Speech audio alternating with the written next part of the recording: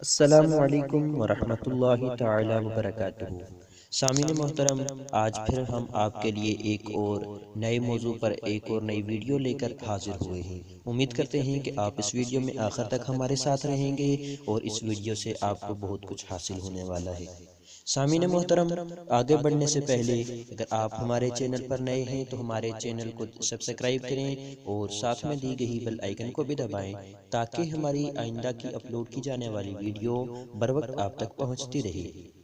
सामीन मोहतरम, बेशक हज़रत मोहम्मद सल्लल्लाहु अलैहि वसल्लम की ज़िंदगी हमारे लिए नमूना है और हज़रत मोहम्मद रसूलुल्लाह सल्लल्लाहु अलैहि वसल्लम की ज़िंदगी और उनकी सुन्नतों में बरकतें हैं।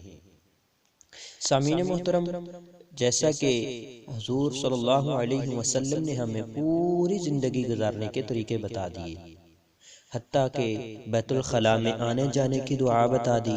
इसी तरह दुनिया का कोई भी काम करें उसमें हमारे प्यारे नबी हज़रत मुहम्मद रसूलुल्लाह सल्लल्लाहु अलैहि वसल्लम ने उस काम के करने का तरीका बताया।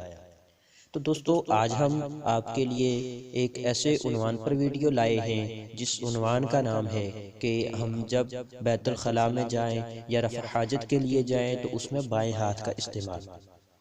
हमारे प्यारे नबी सल्लल्लाहु अलैहि वसल्लम का प्यारा बताया हुआ तरीका है और आज हम इस पर देखेंगे कि जो हमारी आज की जदीद साइंसी तहकीक है वो इसके बारे में क्या कहती है कि रफ़ा हाजत के लिए बाएं हाथ का इस्तेमाल करने के क्या फ़ायदे हैं। तो दोस्तों, टाइम वेस्ट किए बगैर वीडियो शुरू करते हैं। चलिए चलते हैं वीडियो की तरफ।